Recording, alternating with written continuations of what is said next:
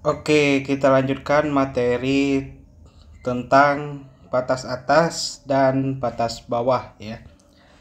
Suatu subhimpunan dari sebuah poset ya. Misalkan subhimpunan tersebut adalah A dan kita memiliki sebuah poset S dengan suatu relasi seperti itu. Nah, batas atas dan batas bawah ini kita bisa definisikan pada himpunan A yang merupakan subset dari poset ya. Oke. U anggota S. Syaratnya U itu harus anggota S, berarti boleh dia bukan anggota A ya. Disebut sebagai batas atas dari A subset S ya. Jadi A itu subhimpunan dari S. Jika ya A dapat dikomparabelkan dengan U untuk setiap A anggota A gitu ya. Jadi setiap A anggota A dapat dikomparabelkan dengan U gitu. Nah. Oke. Kemudian V anggota S disebut sebagai batas bawah dari himpunan A subset S jika V-nya yang dapat dikomparabelkan dengan A untuk setiap A anggota A seperti itu. Nah, contohnya seperti ini ya. Tentukan batas bawah dan batas atas dari subhimpunan A, B, C, J, H, A, C, D, F pada diagram HC berikut. Oke. Yang pertama subhimpunan ABC ya. Kalau kita lihat A, B, C ya. Nah, jadi kita lihat dulu apakah C atau B itu menjadi batas bawah dari batas atas dari himpunan ABC ya. Kalau kita lihat ya bahwa sebentar saya mau ini dulu.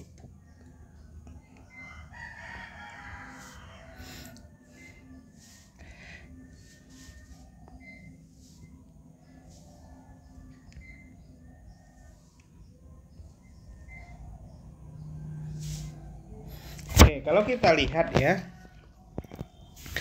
kita coba daftarkan ya, apakah C sebagai batas atas dari himpunan ABC ya. ABC seperti itu. Nah, kalau kita lihat bahwa B, nah itu tidak bisa kita komparabelkan dengan C, ataupun sebaliknya C itu tidak komparabel dengan B. Berarti C dan B bukan sebagai batas atas dari subhimpunan ABC. Nah, tetapi ya E, F, J ya itu dapat kita komparabelkan dengan semua himpunan A, B, C ya. Jadi kalau kita lihat A komparabel ya dengan U ya. Nah, U itu bisa saya tulis sama dengan ya. U itu anggota dari E, F, J ya. B juga komparabel dengan U, kemudian C sendiri juga komparabel dengan U gitu. Nah, jadi dia komparabel dengan E, F, J semuanya gitu. Oke. Kemudian kita cek D ya. Nah, kita cek apakah D ini bisa sebagai batas atas. Jawabannya tidak, karena dengan C dia nggak bisa dikomparabelkan ya. Gitu juga dengan G. Nah, kemudian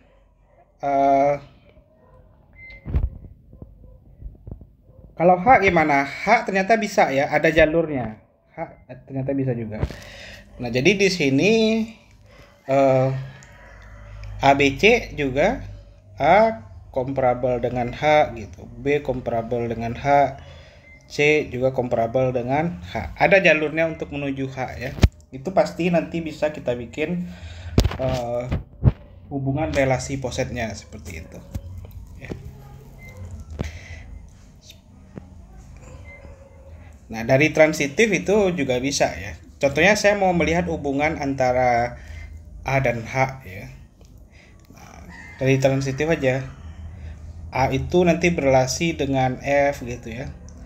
A berelasi dengan F, kemudian F berelasi dengan H gitu. Ya ini kalau ada jalurnya ya, jalurnya harus bergerak ke atas, nggak boleh belok ke bawah ya. Kalau ada jalurnya itu pasti comparable gitu.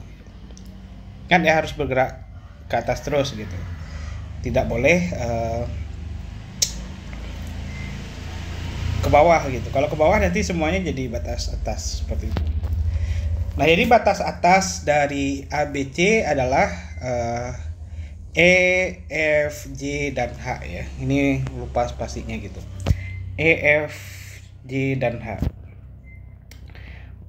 Oke, batas bawah dari himpunan ini adalah A ya, A. Kenapa? Karena Karena A comparable B gitu ya, dan A comparable C, sedangkan A itu comparable dengan dirinya sendiri. Ini berdasarkan sifat dari superposet. Oke, nah jadi batas bawahnya cuma A. Nah, kenapa B dan C bukan batas bawah? Ya karena B itu tidak comparable dengan A dari diagram HC-nya gitu ya. Oke. Kita lanjutkan. Yang kedua yaitu subhimpunan dari J dan H ya. J dan H.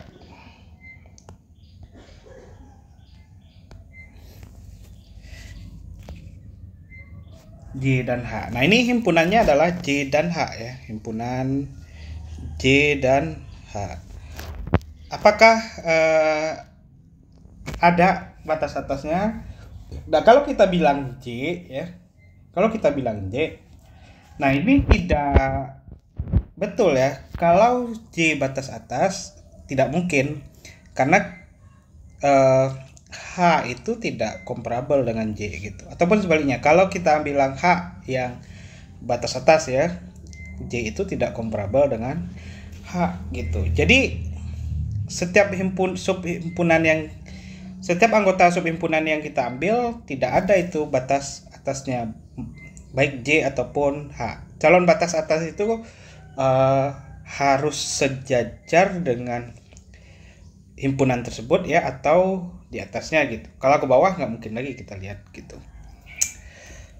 Oke, tapi batas bawahnya ya kalau kita lihat hubungannya bisa A, B, C, D, E, dan F. Ya kenapa G tidak? Karena G itu tidak dapat saya comparablekan dengan J ya. Jalurnya itu kalau saya lihat nih ke bawah dulu baru ke atas gitu. Dia harus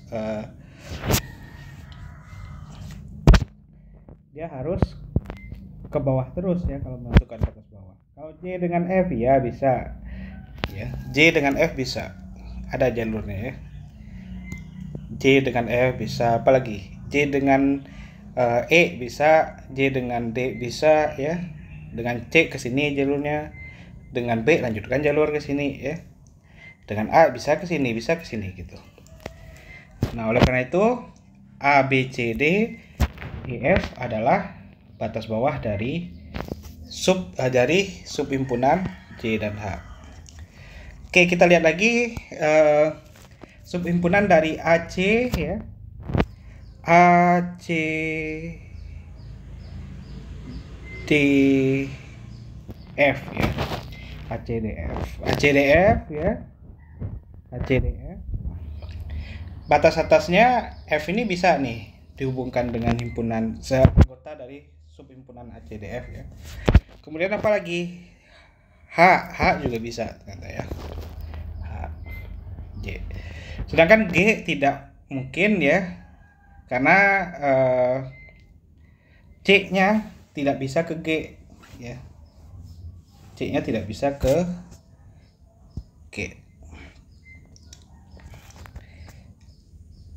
Oke, itu sebagai batas atas. Batas bawahnya ya A ya.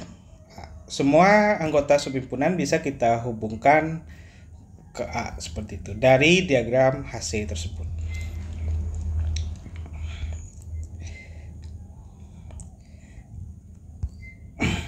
Oke, kita lanjutkan ya. Batas atas terkecil dan batas bawah terbesar. Ini kebalik. Ini harusnya A subset S jika X merupakan batas bawah ya. Harusnya ini batas bawah yang terbesar gitu. Batas bawah terbesar ya. Dari setiap batas bawah A ya, sorry. Batas bawah A. Y anggota S batas atas terkecil dari subhimpunan A subset S jika X merupakan batas atas dari A yang terkecil.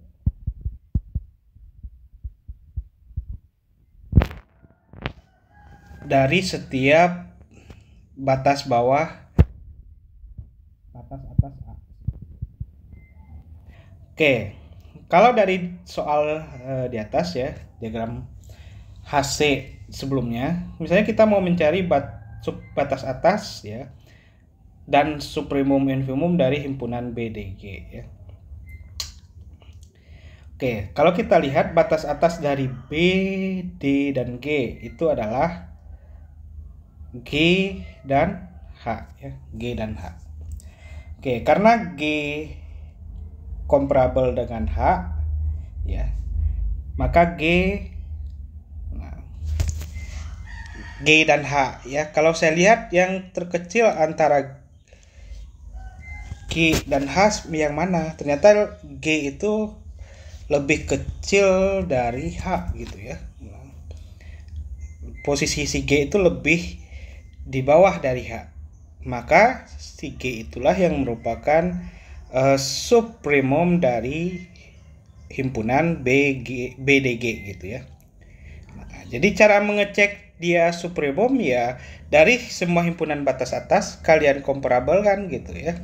Kalian komparabelkan mana yang G seperti ini ya. Mana yang memiliki hubungan gini gitu. Nah, kalau ini berarti si G-nya yang sebagai nilai supremum ya, nilai yang paling kecil di antara semua batas atasnya gitu. Kemudian batas bawah dari BDG ya, batas bawah dari BDG adalah, nah kalau kita lihat BDG ya batas bawahnya cuma A dan B gitu. Kita mau cari batas bawah paling besar ya, yang paling besar adalah B ya.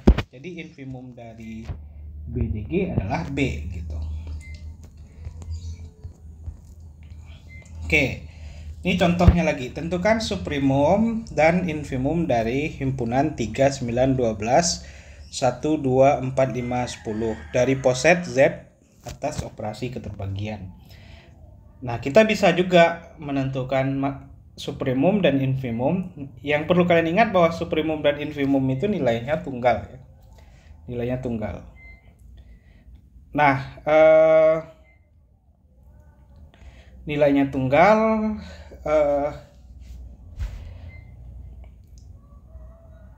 yang pertama kita cari batas bawah dari 3, 9, 12 ini untuk mencari infimum ya. Batas bawah dari 3, 9, dan 12 ya kita lihat mana kita cari suatu A yang membagi semua ini gitu ya. Tentu hanya 1 dan 3 yang memenuhi ya, 1 dan 3. Nah, 1 dan 3. Kenapa 1 dan 3 ini bisa membagi semua himpunan yang di sini ya. Oke.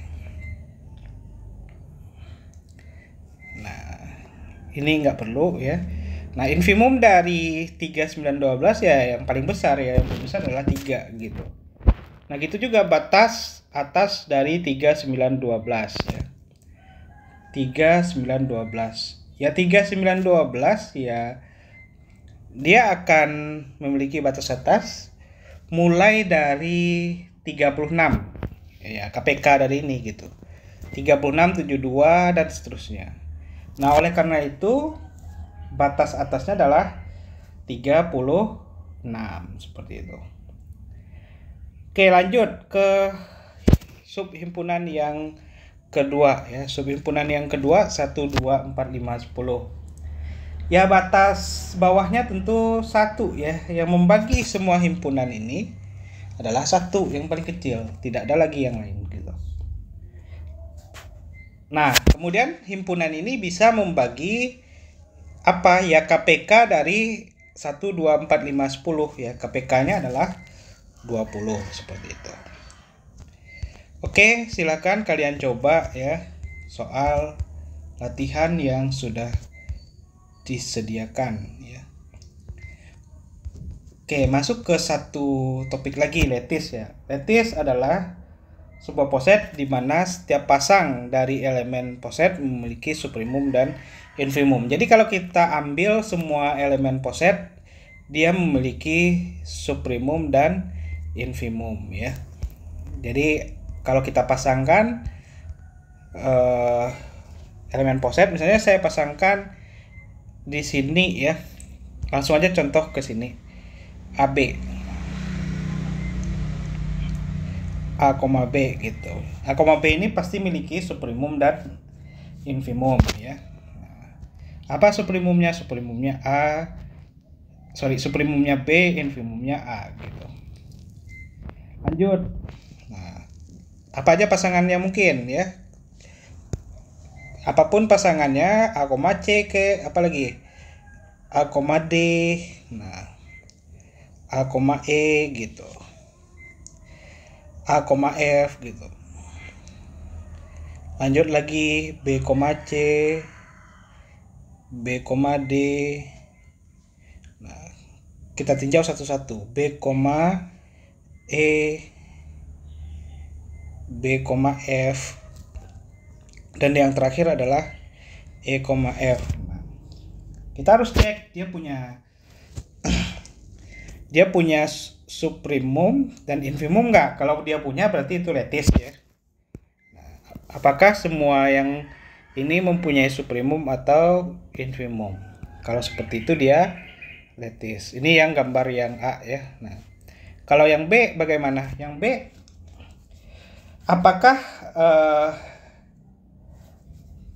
apakah semuanya mempunyai infimum atau supremum ya? Misalnya saya ambilnya pasangannya B, C gitu. B, C. B, C. Ya, B, C dia punya infimum ya. Infimumnya adalah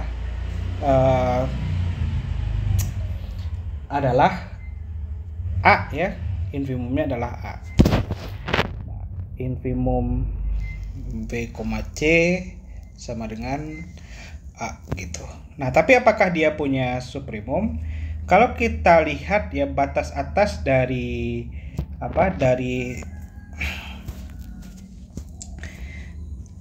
batas atas dari C ya. Batas atas dari C adalah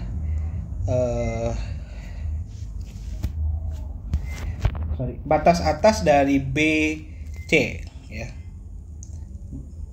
Batas atas ya dari B, C.